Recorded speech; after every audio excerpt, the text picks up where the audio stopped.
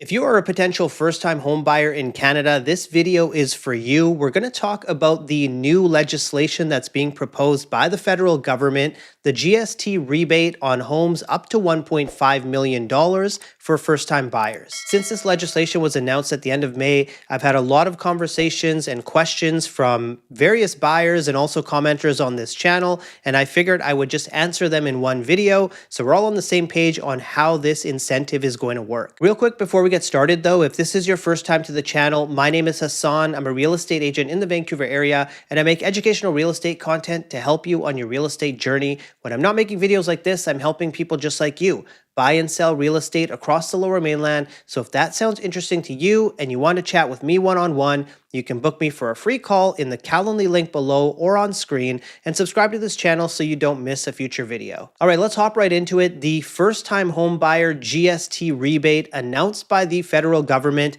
back at the end of May. We're going to talk about how this rebate works, some of the details surrounding it, who's eligible for the rebate, some of the gaps that I see, and whether or not this is actually going to help first-time home buyers or help people in the market in general. So for starters, this rebate was announced back at the end of May. It has not actually made it through the House. It has not passed royal assent. So it's not legislation right now. So I do need to preface what we're talking about in that everything that we're talking about is proposed as we know it. Once we actually see the legislation or once it's passed, we're going to have more details on how it works. But there are some general questions that we can answer in this video. The big question, the first question that most people are asking right now is, how exactly does this rebate work? And so we'll start by talking about the dates.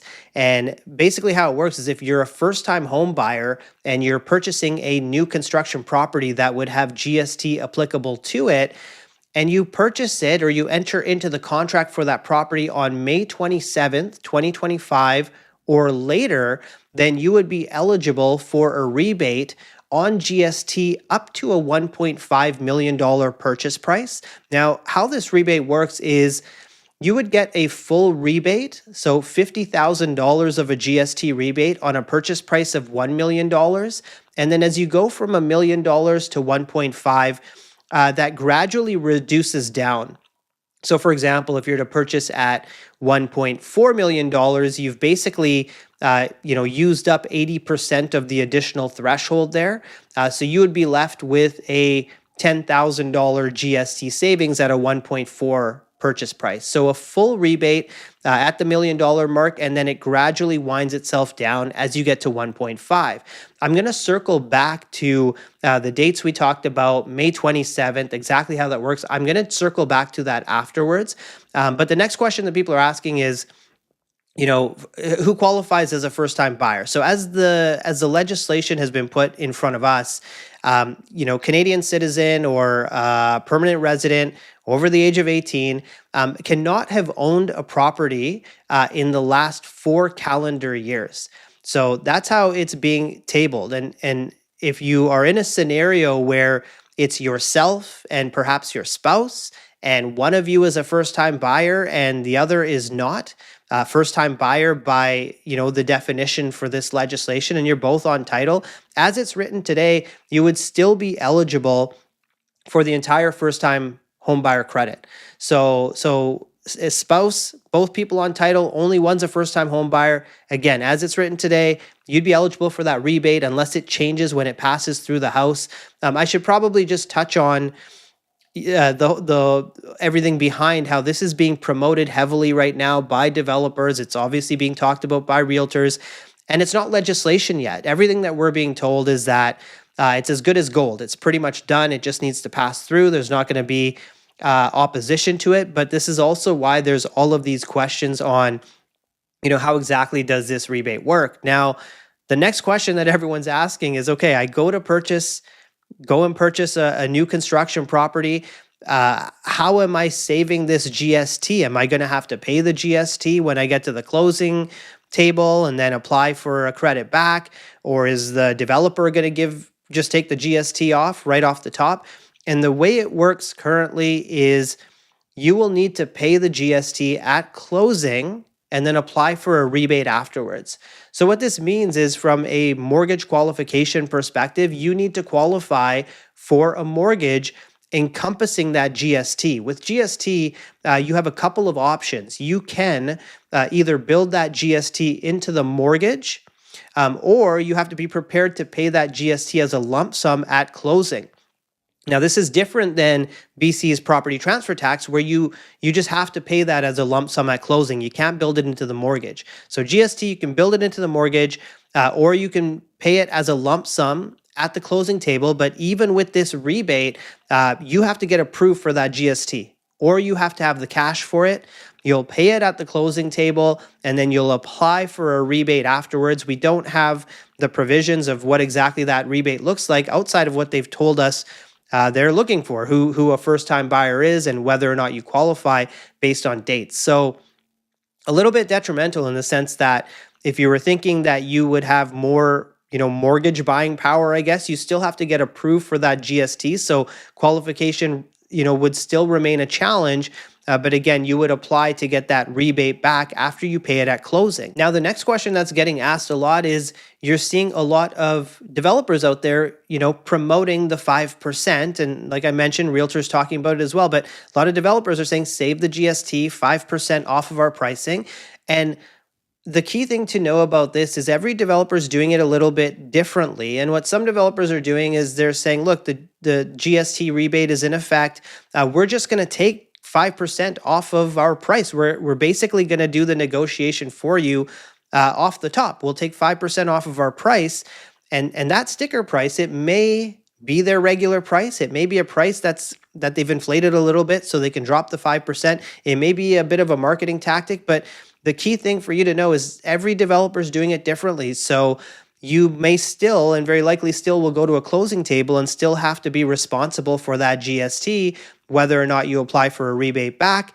But just keep in mind that, different entities, developers, realtors, everyone's kind of doing things a little bit differently. But by the tabled legislation is, you need to be prepared to pay that GST. You need to have those funds ready, or you need to have a mortgage approval that encompasses in that GST, when you're making a purchase on one of these new construction properties, even if you're expecting to get the rebate. Now, I had a question recently that's kind of linked to this. I did a video probably a month or so ago where I talked about how there's so much new construction on the market right now. There's new condo inventory that developers own. There's new condo inventory that what we call an end user currently owns, that completed on the condo. They don't want to rent it out. They want to sell it. They put it on the market right away. It is still brand new. Very oftentimes that GST has been paid most of the time by that initial buyer. Now, that's not to say that GST couldn't be charged again, and that's a topic for a different video. But the question that was asked to me is, because I was mentioning in the video, I was saying, look, if you're looking at a specific building, you want to look at both. You want to look at what's on the market, on the MLS market from these end user sellers. But then you also want to reach out to the developer, or your realtor does, and find out what incentives they are offering. The question that got asked to me is, if I go and purchase on the resale market versus the developer, what does that mean for my warranty? So when you buy a new construction product in Canada, it's legislated, you get what's called a 2-year, 5-year, and a 10-year warranty.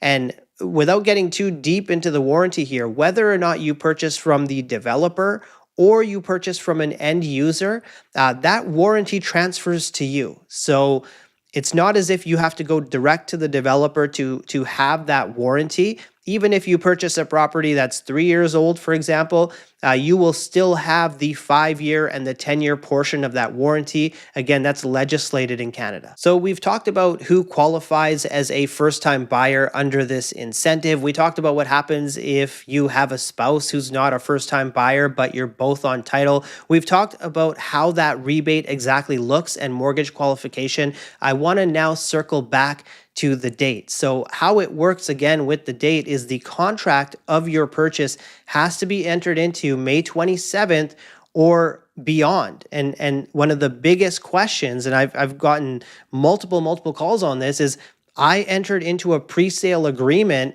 6 months ago. It completes after May 27th. am I still eligible for the rebate? And the answer is no. You are not going to get that rebate unless you entered into that contract May 27th or later. And so this is where I have a gripe with this legislation. It's been dubbed as, first-time home buyer support. It's here to help first-time home buyers. I believe that they could have done a lot more for first-time home buyers or buyers in general. If they really wanted to help the consumer, they should have and could have backdated the date of this GST rebate. Perhaps they would have said, if you've already entered into a contract on a new construction property and it completes after this date, we will also give you the GST rebate or even a portion thereof. The people that have the most pain in today's market, again, and as a realtor who's working day-to-day front lines, the people who are having the most pain are those that purchase pre-sale properties 2021, early parts of 2022. They are now having to close on those properties. They are finding that appraisals are coming in lower than their purchase price. They're having to factor in GST. That's a segment of the population that requires a lifeline. And so if they really wanted to help the consumer with this legislation, they would have backdated that date. They would have helped those buyers as well, because they're the ones that are feeling the most hurt and pain in the market. Now, when they complete on their units, they are now trying to resell them, competing with the developer that has this developer incentive of the GST rebate for first-time buyers. So it's a bit of a double whammy for those purchasers, again, who purchase pre-sale properties in the peaks of the market. Now, let's not forget, I was reminded of this from one of my colleagues, let's not forget that when the government announced the foreign buyer tax, they made that retroactive. So this was a foreign buyer tax, 15% on the purchase price of a property if it was purchased by a foreign buyer. And it wasn't, when they announced this tax, they didn't say from today onwards, if you enter into a contract, you're going to have to pay that tax. They said any contracts that are already entered into that have not completed, you're subject to that 15% tax. And so we saw foreign buyers who purchased properties, for example, $1 million, and now they're having to pay $150,000 in tax that they already have a contractual agreement that shows a specific price on there. Now, in our contracts, we typically will have a clause saying from time to time, the government may change taxation and things may change, and we don't really have control over that. Very rarely does that have to get exercised because, putting that sort of a tax burden on someone who's already getting their mortgage approval, doing whatever they need to do. They've already agreed upon a price, but to put that tax burden on a retroactive basis, okay, fine. I say that very lightly. Okay, fine. But how do you not offer that same thing for, buyers that are already in contracts that could use the lifeline? So when it comes to having more money come into the government, yeah, we'll do it. We'll do things that are going to make it extremely difficult on a purchaser. And on the flip side, you have consumers that they need help right now. Pre-sale buyers, people trying to complete, they need some help right now. They need this GST credit, and it just hasn't been made available to them. So there you have it. I hope you learned something about the first-time home buyer rebate in this video. If you did and you think someone else could also learn from it, consider sharing this video with them. It will help them out. It will help out the channel. And again, if you want to chat about your real estate situation with me, you can book me for a free call, or you can just give me a call, send me a text, shoot me an email, whatever's easiest for you. I'd love to chat with you, but I want to thank you so much for watching this week's video, and I look forward to seeing you next week.